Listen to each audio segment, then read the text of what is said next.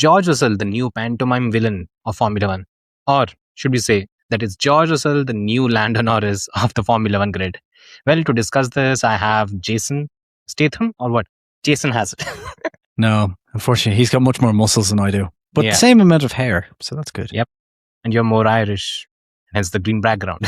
Yeah, He's British, right? Yeah, Yeah. We all make mistakes. But so yeah, we have Jason with us, and again, he's my co-host at the Blatantly Biased. What's the full name? Racing podcast. Wait, that's the one. Yeah.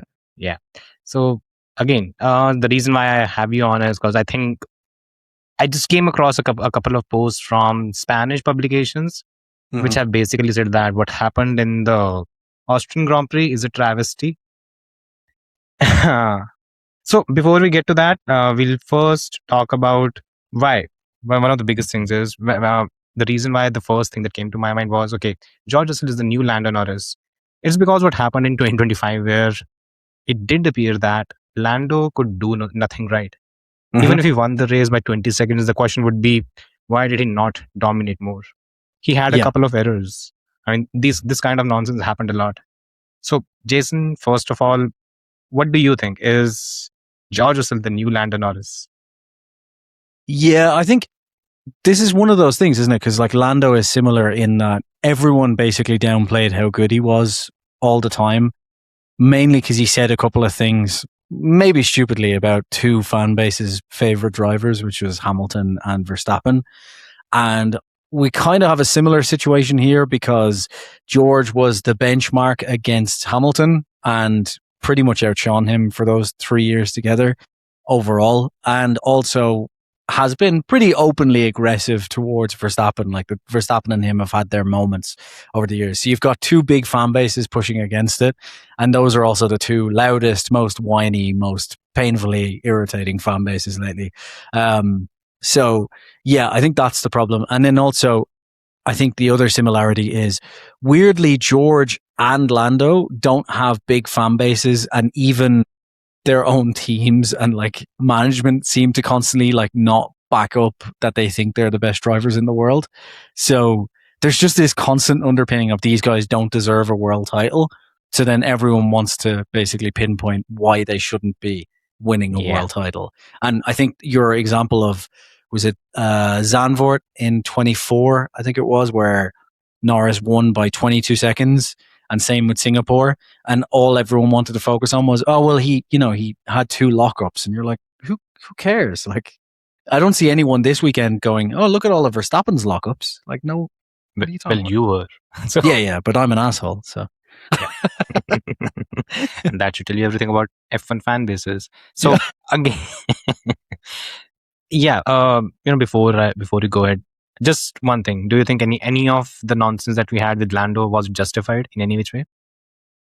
No, like I think there was good criticisms of Lando if you wanted to have a proper talk about it, because he messed up his starts constantly. He got in his own head constantly. And there's some similarities there, obviously, with George in Miami and places like that this year. I think that criticism of him was, valid. But all of the rest was just looking for ways to bash a driver, basically. And as we said during our podcast, if you really want to nitpick, you can do that with every driver. And did Lando make more mistakes than, say, a Verstappen would have? Sure. But, Lando also had much less time fighting at the front than Verstappen did. Verstappen was in a car that, sure, couldn't fight for titles, but every season he was part of that team, could fight for wins. So Lando got his first win in the same year he was fighting for his first title. So, I think that's a case of it. Yeah. And I think one of the bigger problems is there's a reason why we say that Max Verstappen is probably one of the top 5-6 greatest drivers ever. Mm-hmm. And if you're going to pick any other driver and compare them to Max and then be critical about how they're performing, then you're basically being critical about 99.999% of the drivers. Yep. Because the benchmark is just too high. And like we said, if you're going to compare everyone with Michael Schumacher, they'll all look bad.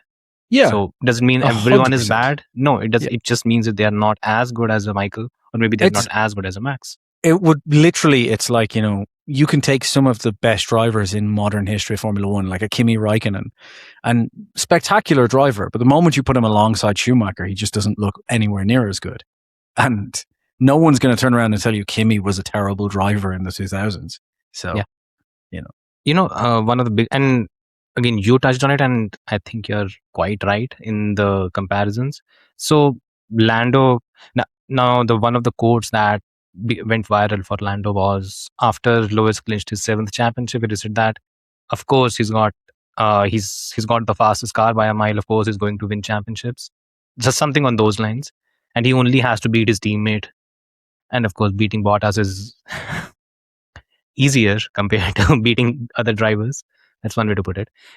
And I think George had a comment or a remark which was made last year where he said that if he had started 5 years earlier in Formula One, he would have 2 world championships to his name. And both of them have this quote, which again, if you bring every context into it, and if you want to do a good faith dissection, they're right. Both of them are right. Mm-hmm. I don't think either of them are wrong in the way they put things together. So what Lando, when he talked about it, he was pretty accurate, because in 2020, the only challenge that Lewis had was Valtteri Bottas. Mm-hmm. And even though in some people's eyes he's number 2 on the GOAT list, but he's not. That's just the reality. He's decent. Yeah, sure. I mean, I'd let you say that. I love Valtteri, but those people are idiots. Yeah. I mean, the new Valtteri is awesome, by the way. Yeah, he is really, I mean, as soon as he left Mercedes, the whole thing, he grew his hair and kind of grew a personality. Mm-hmm. Yeah. And again, beating Bottas to a championship, it's fine, but it's like winning with a dominant car and having a second driver in the team. So maybe it's not that impressive. And then you have George. The comment that he made was, it was the comment made in 2025, where he specifically said that, look, right now I'm doing the best I can in this Mercedes. There's nothing more that I can do, and I've already proven that I've already proven myself against Lewis Hamilton, where he beat Lewis twice in 3 years, right?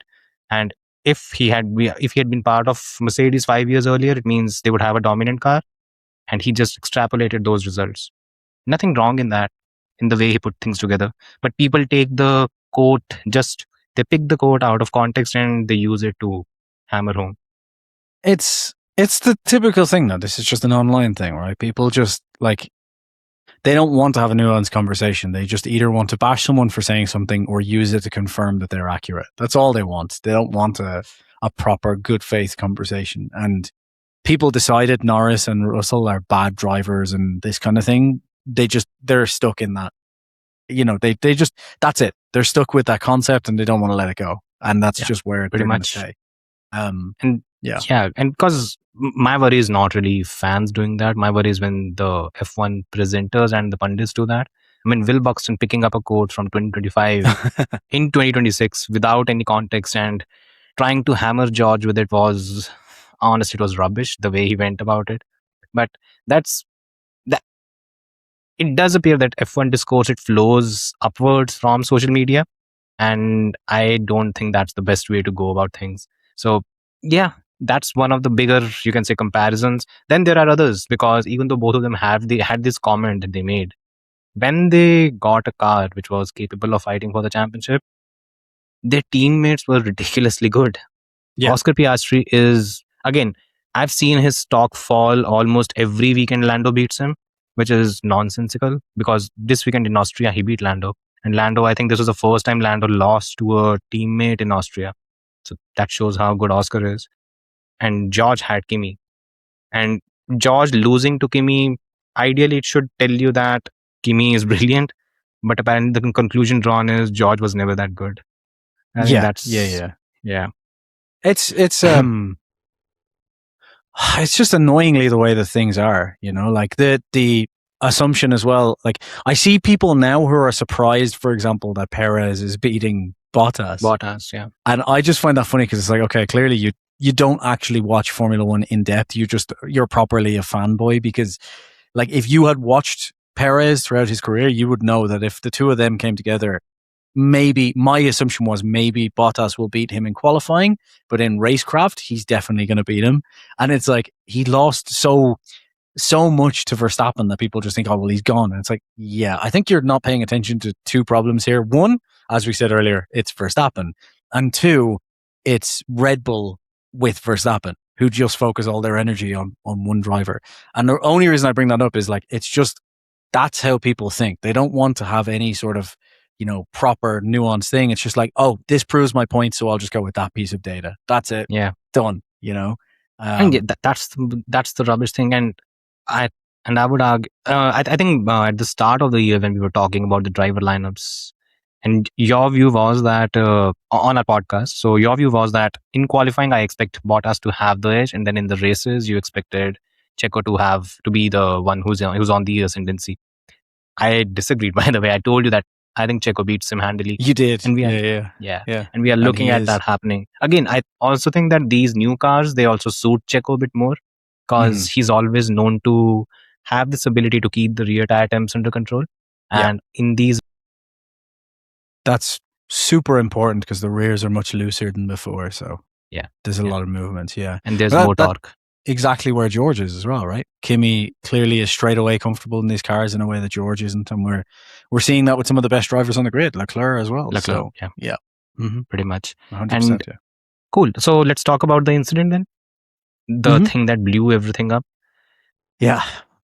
So as I said, I mean, we talked about it pretty much in more or less in detail when it came to how XYZ things was. There were a few questions specifically regarding the yellow flag incident, and more or less the conclusion that we came to was that if you want to blame someone, you should blame the FIA. You shouldn't really be blaming George Russell in any which way. Yeah, but I am a bit surprised because are you aware of Antonio Lobato? He's one of the more prominent Spanish journalists, and in his view, so what he said was that Formula One set a bad precedence in the Austrian Grand Prix when they let George Russell keep that lap. And I'm not entirely sure what he means by that, because I don't think his lap should be how should he put it? It should not be disqualified in any which way. He should not have, and forget about penalizing him. There's really no sense of that happening. The rules are the rules. Like, this is like, I get when a moronic fan with the number 44 or 33 in his bio says something like this, but this is supposedly a journalist who covers F1. Like, the rules are the rules, by the way. Yeah, like the rules are the rules, and the rules say that what George did was in line with the rules. So if you wanted to argue something, like, as you said, you argue with the FIA. The weird thing about all of this is everyone is saying George should have had his lap taken away, right? And the only way to argue that is to basically say that should have been a double yellow flag. And I have not seen anyone say, oh, it should have been a double yellow flag. I've seen some people say, oh, maybe they should have called it faster and like had that. But no one said like that should have straight away been a double yellow flag. And therefore, everyone is basically agreeing that George should have kept his lap. So they basically, they want the rules to stay open so that Max or someone else can use them in future, but George should absolutely be penalized by them. It's exactly like the 2024 nonsense we talked about. Like, it reminds me so much of that, where everyone thought the rules were fine when they played well for Max, and then when they played well for Lando, oh, the rules are broken. But they couldn't just say that, so they had to be like, no, we're annoyed at the 10-second penalty, not at the rules. It's like, yeah, okay. So it's just this. If you're annoyed about a double yellow flag, make that argument. But you can't be annoyed at George for playing within the rules, because Max would have done it. And frankly, if Max didn't do it in that situation, everyone would have been like, why didn't Max take advantage of that? Why did he slow down so much? Good thing you pointed out. So I had one of my writers share with me the list of number of times this has happened. Yep. And the list mentions Max quite a few times, apparently. I'm sure, because he's a clever driver. Yeah. So Sergio Perez, 2022 Q2, he did that. Fernando Alonso, 2021 Turkish GP, he did that. Max Verstappen, 2019 Mexican GP. Lance Stroll, Turkish GP, 2020. He should have been banned, though. We all agree with that. Yeah, for being Lance Stroll. Yeah, exactly. Max Verstappen, Imola Grand Prix, 2022. And that should tell you these are 5-6 that have actually come up. I'm sure there's way more as well. There are way more. Yeah. And again, Verstappen features in the list, Alonso features in the list, Checo features, Lance also, of course, but who cares? I'm sure he was just a lucky mistake. Yeah. He probably didn't even notice the yellow flag. That's probably the issue. he was just lifting because he saw a pigeon and got distracted or something. Yeah. And by the way, there's one detail that a lot of people forgot. That was shared by George, by the way. And so Kimi, when he saw the yellow, he assumed that it was a double waved yellow. That was his assumption. Mm-hmm. But George, after qualifying, he pointed it out in a Sky Sports interview that there's a difference between the yellow and the double waved yellow. Yellow is only a yellow flag will be there, and in the double waved yellow, it will blink. And that is a key difference. George knew that, Kimi didn't. And that should tell you everything, right? These are the key, you can say, attention to detail that he had. And I just don't get the whole hate. Because a lot of people have come out and said that, okay, George saw that Max Verstappen was stranded in his car, so he should have looked at that and he should have slowed down even more significantly. Yeah, because I'm sure Max would have done that, and I'm sure his fans would be arguing the same thing in the opposite direction as well. Yeah, 100%. I'm sure they would. My question is, obviously, there's a lot of morons and idiots arguing this. Has Max or any driver criticized it? No. Directly? Because I didn't think so. Because Max took a dig, by the way. Max took a bit of a dig on during the race. He did. He said, yellow, I should have lifted for that or whatever. Yeah. No, I should have gone flat out. Should have gone flat out, yeah. Yeah. But this is the thing. This is just, like, those guys know exactly that they would have done the same thing. You know, like, this 100%. is the thing. So, I think with the drivers, they're just annoyed someone did something right. But with the fans, they need to blame someone. But yeah, the flat out point of it is just, if you're annoyed about this, argue that you think it should have been double yellows. But you can't argue with George for opting within the rules. So that's it. And by the way, this was something that, so the race, they do the review podcast, right? So Valentin Harunchi specifically touched on it and then he just let it go because they don't try to talk too much about the fandom and the kind of reactions that they have. But he said that, again, the kind of abuse that George is facing, it's mindless. There's no sense, no logic in any way to the whole thing. And honestly, so other than, I'm not entirely sure if the Italian media has also come after George. I'm not sure that if that is the case. But the Spanish media has, for some reason. I think it's a poor look for them because, again, 20 years of following the sport and after that you come up with this nonsense. I'm sorry, doesn't make any sense whatsoever. Yeah. I won't dig in too much because I'll be landing in Madrid in about 30 days and the last thing I need is that to pop up. No, that's fine. That's fine. Okay, so while that is done, I think there's one thing which I'm not entirely sure how you can conclusively claim if that happened or not. So George lifted during that yellow flags section, right? Yeah. Mm-hmm. Did that mean that he was able to harvest power during that particular section? I think power. Yeah, like, I mean, technically speaking, sure, because I'm pretty sure in these cars, the moment you lift off, it starts to regen. Yeah. Obviously, when you keep the foot in, it goes into reverse at the top end of speed, like once you pass a certain kilometer per hour, I think it is. But yeah, I think you should regen. But to be honest, with you've got the turn, then out, then the turn, then out, and the run to the finish line is so small, I don't think it would have made enough of a difference anyway. Because here's what happened. The reason why I picked this up is, so I was going through the telemetry of that final lap. George Russell and Charles Leclerc were neck and neck at the point where there's a final traction zone to the straight line. Mm-hmm. George gained 2.5 tenths in that final section from that traction zone till the finish line. Yeah. That's where the entire gain is. And so maybe again, the lift off actually gave him a little. It could be either of those things, right? It could be either the fact that the Mercedes, because what happens with Ferrari is it runs out of power at the end of the lap. Mm-hmm. That's a very common thing that they've had. Either it is a combination of that happening plus the regen, or it is just that because he lifted in that particular section, he regened a lot of electric power and then was able to use that electric power in other parts of the track. So he ended up not losing anything.